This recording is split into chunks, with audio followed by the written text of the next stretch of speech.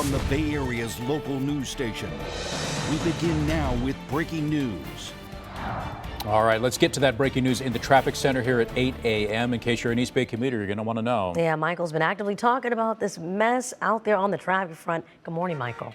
Hey, good morning, everyone. That's right. We're dealing with a really big mess over in the San Lorenzo area. And you can see if you're in the East Bay, you may want to find an alternative route. It's at the connector where 238 northbound and 880 southbound meet. That connector for the southbound lanes completely closed off. The northbound lanes are open. However, it is causing major delays all around this area. And again, San Lorenzo, we have a live look right now of what the roads are looking like.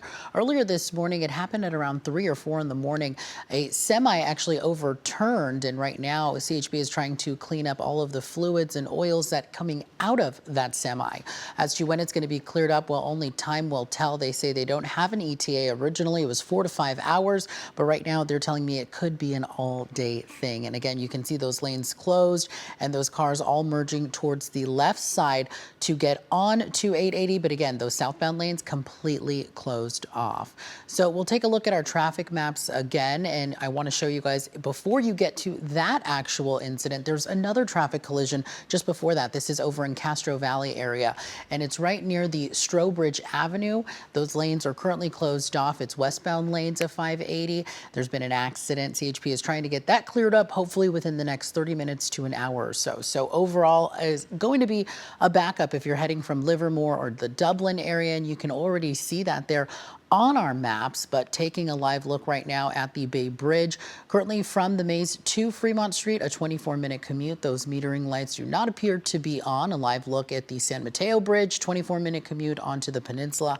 And over by the Richmond San Rafael Bridge, we're dealing with another traffic collision, westbound 580. It's east of Castro Street. So before you get onto that bridge, just keep that in mind. You are going to see some of those delays, but once you get to the bridge, it's a 13-minute commute over. I will send it over to John in the Weather Center. Thanks so much, Michael. I know a lot going out there on the roads this morning, but fortunately for us, Mother Nature is not complicating things anymore. We are looking at a little bit of fog towards the coast, and hey, that's about it. What we got out the Golden Gate Bridge, there's that fog I speak of. Probably won't last for long at the Golden Gate, but you will see it persistently so near the coastline. Sunshine elsewhere, and temperatures yet again bumping upwards into those 80s and upper 70s for a lot of inland spots. 40s to 50s right now. Temperatures are on the rise. It's going to take a minute to get to those warmer conditions, though. If you loved yesterday, I'm imploring you to enjoy today as much as you can, because it's the last of that real summer feel before we way cool down into the weekend, and it all kicks off tomorrow. I'll talk more about it in your forecast. Back to you. Thank you very much, John. All right, 8:03, let's get to the breaking news this morning. You see OJ Simpson on the screen. We're getting word from his family this morning that he has died at the age of 76. Yeah, according to a post on X posted on his account by his family, they say, quote, on April 10th, our father, Orenthal James Simpson, succumbed to his battle with cancer. He was surrounded by his children and grandchildren during this time of transition. His family asked that you please respect their privacy, and they asked for their grace as well. Now, the former NFL player, as some of you may know, was actually born and raised here in San Francisco. He grew up in a Portrero Hill neighborhood, graduated from Galileo High School, obviously known for his exceptional NFL career, but then also later in life, as you see the pictures on the screen, being accused of that double murder of his ex-wife, Nicole Brown Simpson, and her friend Ron Goldman. He was ultimately acquitted in the criminal trial, although he was found liable in the following civil trial, and that has plagued him the rest of his life. He played 11 seasons with the NFL, primarily with the Buffalo Bills, although he did retire in 1979 as a San Francisco 49er. Yeah, you might remember the trial, as you just mentioned, known as the trial of the century, lasted nearly 9 months and was also one of the most watched events in television history. So on April 11th, again, we are reporting that OJ Simpson has passed away from cancer at the age of 76. We'll be following this throughout the morning. We've also got some more breaking news to get to this morning. Yeah, pedestrian in the hospital now with life-threatening injuries after being hit by a car this morning out in San Jose. The crash happened just after 5:20, right in the area of Story Road and Roberts Avenue. Police say traffic will be severely impacted because they blocked off eastbound Story Road from Roberts Avenue to Lucreta Avenue. Officers are urging drivers, you want to use alternate routes while they investigate the crash. All right, at 8:05, let's go to the South Bay now, where traffic deaths continue to plague the city of San Jose. 13 people died in car crashes so far this year, and we're only in the month of April. Yeah, and city leaders are blaming the wide roads, the speeding that seems to be chronic. We actually talked with the mayor about what the city's doing to try and prevent these deaths, and KRON4's Jack Mulmud has the story. From a fatal crash on Monterey Road in January to a man who spent months trying to recover but ultimately died in April after he was hit by a car off McKee Road. We do everything right. We follow all the rules. We wear bright clothing, and still we have a lot of close calls.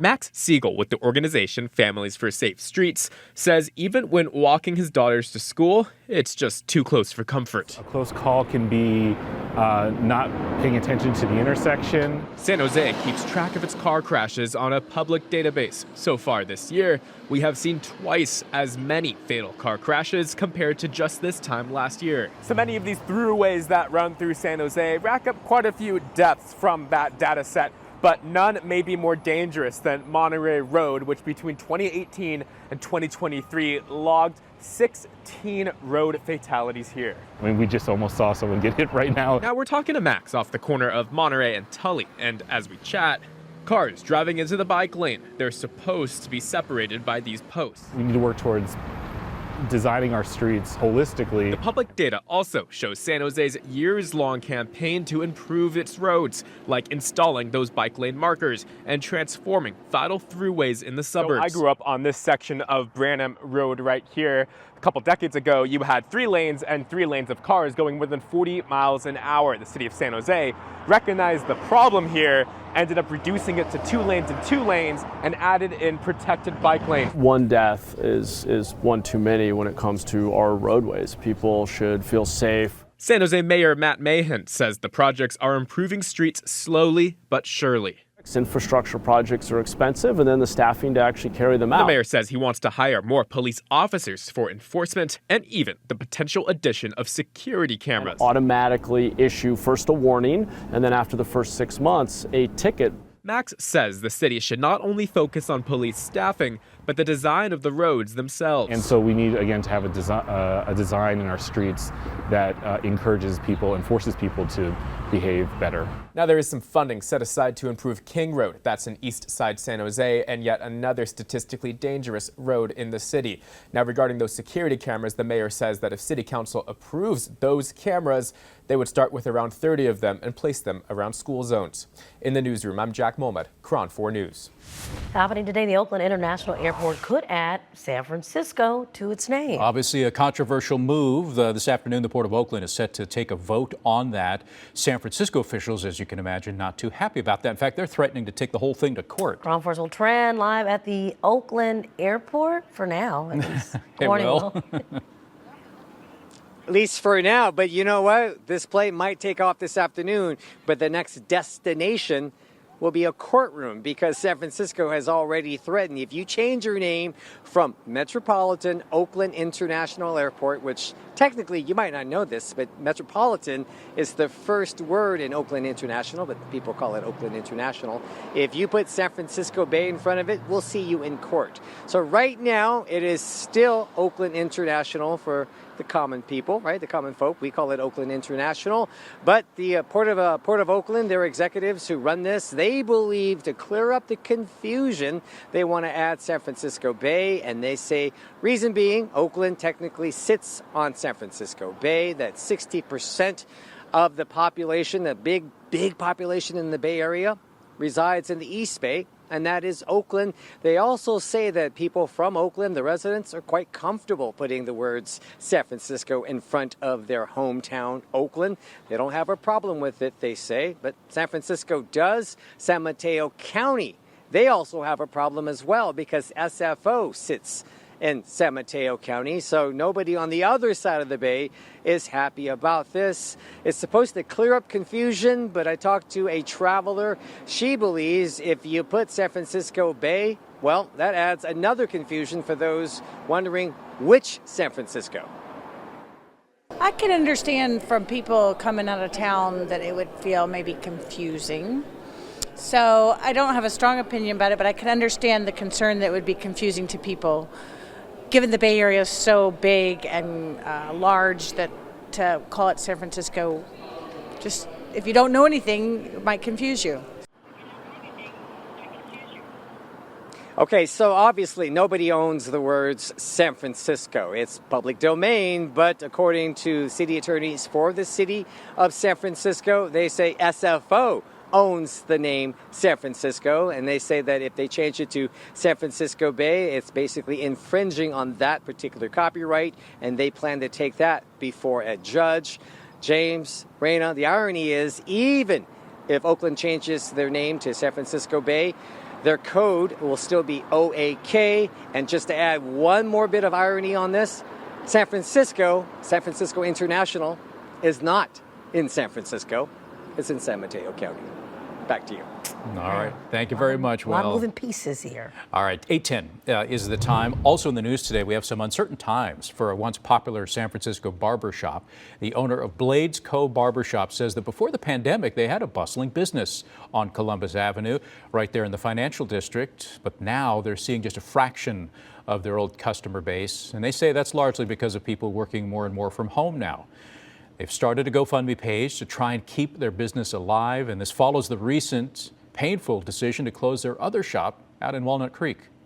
It's probably one of the hottest things I've ever experienced in my life, the setback from COVID. And people may think it's over, but it's not over for us, you know, in a lot of other small businesses. Well, the owner says the financial hardship has also kept them from expanding into the Mission Rock development out near Oracle Park. They say they're hoping to get through these turbulent times by raising at least $100,000. We'll see what happens. Still ahead on the KRON4 Morning News, a live music venue in Oakland is also at risk of closing because of recent burglaries. Now the owner says crime is making people scared to come to his business.